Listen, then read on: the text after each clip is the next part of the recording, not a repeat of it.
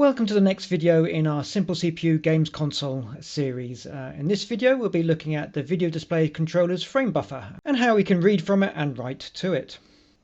Within the FPGA, the video display controller has its own memory, and within that memory it stores its frame buffer, the fonts and tiles that it'll be using. As with any memory in an FPGA, you can configure that from the bit file, the configuration file you use to set up the FPGA. So to do that, I wrote a simple Python program that will take a ppm image file and a text file defining font and tile data and create a memory initialization file that will be used in the design. On the screen here we have the image that will be stored in the initial frame buffer. As you can see here, it's a 160 by 120 image which will be upscaled to 640 by 480 by the controller. Just to test that everything is working okay, I put 4 dots in each corner, 2 pixels by 2 pixels in size, and 8 different coloured pixels in the top left corner. So if we zoom in on that, you can see we have a 2 by 2 pixel block of red within the corner, and then we've got a black, red, green, blue, yellow, pink, turquoise, white pixel colours in the first row. And we can read those values directly from the frame buffer. I tried to take a picture of that on the actual monitor, but I confess my camera's not up to the task. The glare was quite severe.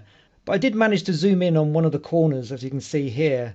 I can't remember exactly what the resolution of the monitor is, but you can clearly see that the game's controller's pixels are made up of multiple pixels on the actual monitor.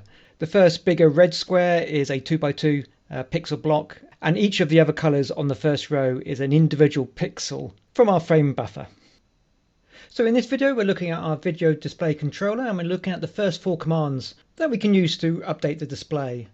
So commands 0 and 1 allow us to write to the frame buffer, so we're directly writing to the pixel values stored in that memory. And we'll be writing a 16-bit value, so we'll be writing 2 pixels worth of information when we perform one of these write commands. So you can see there's 2 write commands, one where you provide the address and one where the address is automatically incremented by the video display controller. And the advantage of the auto increment one is if you're writing a block of data, you only have to write the start address and then you just have to write the data value. So it's a bit like a burst command. Obviously the video display controller is memory mapped into the processor's address space. So the processor needs to write data to the video display controller's command register, address register and data registers when it's doing these operations. So for the first write command, you're sending the address, the data and the write command. So 3 memory transactions. Whereas for the second command, once you've sent across the address and the command at the beginning of the transfer, you don't need to do that again. You just need to send across the individual data values. And the video display controller will automatically write those to the correct memory locations, obviously auto-incrementing the address each time you write a data value. So it's more efficient. In addition to this, we have read commands. So again, we can do a single read or an auto-incremented read. In some respects, the read commands are less useful, as typically a display is an output device. You don't tend to read the data stored on the display. However, you do need these instructions if you want to update a single pixel's colour, as the write command will update 2 pixel values each time you perform a write operation. So if you're just blocking in some colour, that's fine. You can just overwrite whatever's there.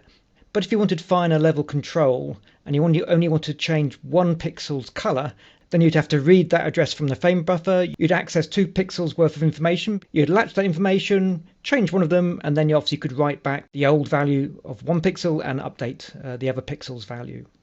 Rightio then, so we're going to look at these commands. The first ones we're going to look at are read commands. So we're going to read back from the frame buffer that initial image that we looked at previously. So the one where we had a block of 2 by 2 red pixels in a corner, and then we had 8 different colours all in that first row. So we should be able to read back those pixels colour codes. Obviously a small problem there, we need to display that to the user, and how we're going to do that, we can use the serial port. So in addition to subroutines that control our video display controller, we've also got a library of subroutines for the serial port.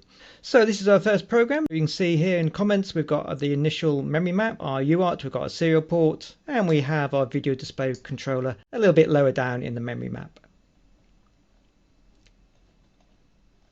So this is our main program. So we initialize our transmit buffer, just 0 that. We initialize register A with the starting address of our welcome string, our welcome message. We then store that to our source address pointer. We then initialize our destination address pointer to the serial port's transmit buffer. We perform a string copy which copies the welcome message into that buffer, and then we display that to the user. Then we get to our video display controller's read commands. So we'll be reading the first 10 memory locations in the frame buffer, so we'll be reading the first 20 pixels, because each address in the frame buffer stores 2 pixels.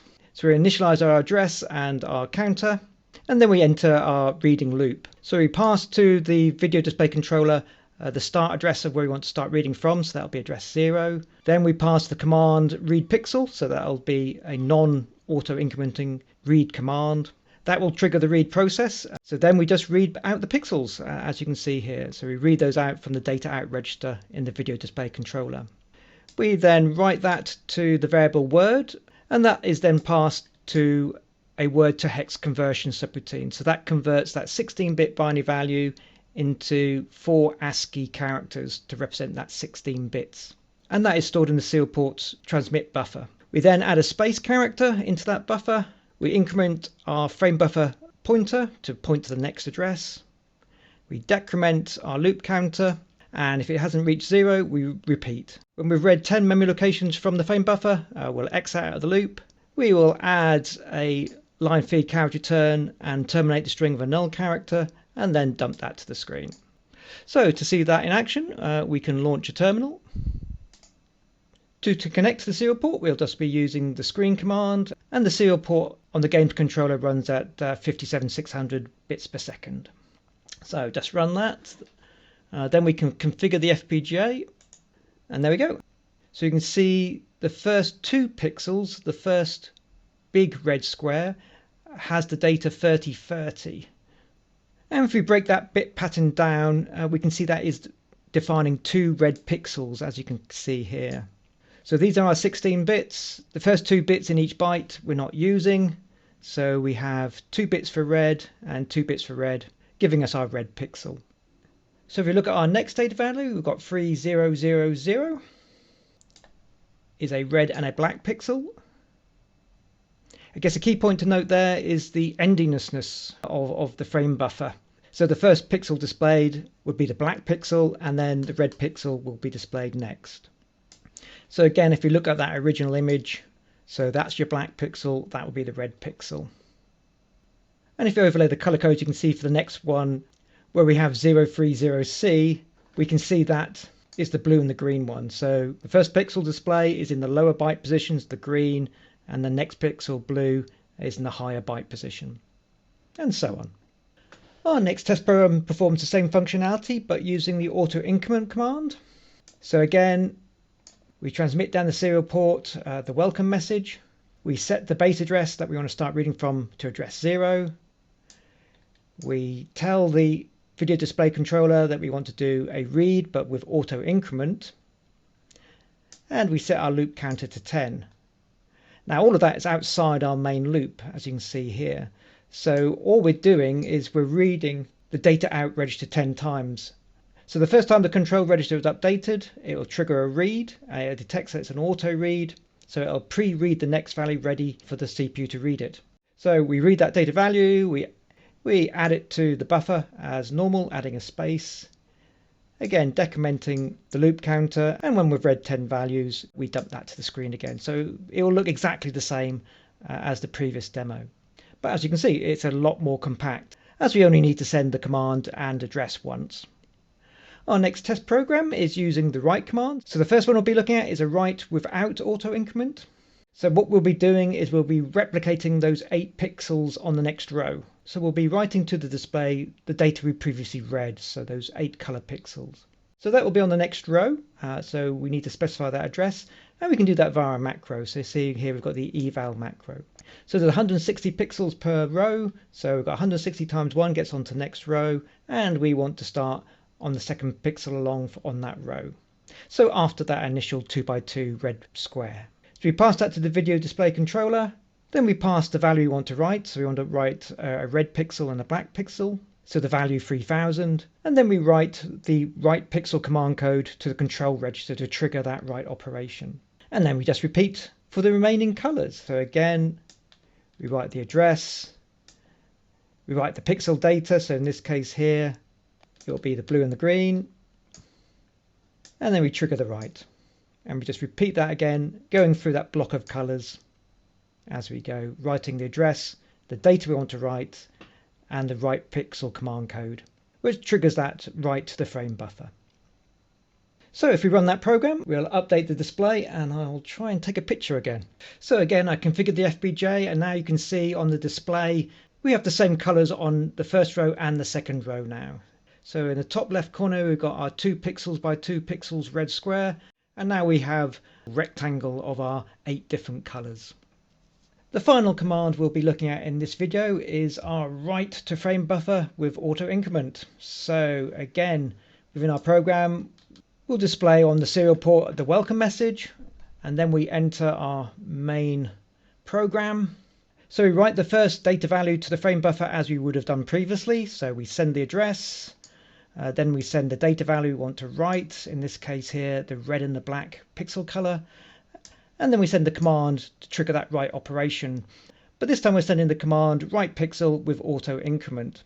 So now we've done that, we don't need to send this command or the address again. All we need to do for the next 3 write operations is send that data.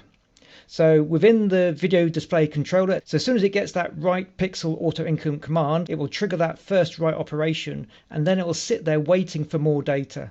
So every time we write a new value to the data in register, that value will be written to the frame buffer at the next address, auto incremented. And it will stay in that mode until you send the next command.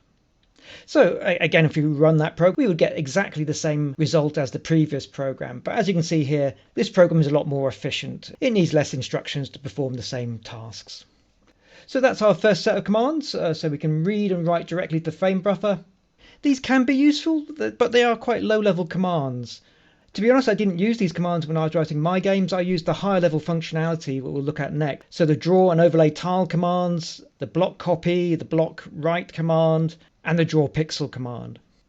Okay, I think that's where I'll wrap this one up. Eventually I will put all these assembly language code examples on a web page, and I'll put a link to those in the description. In the next video, we'll look at the block copy and the block write commands.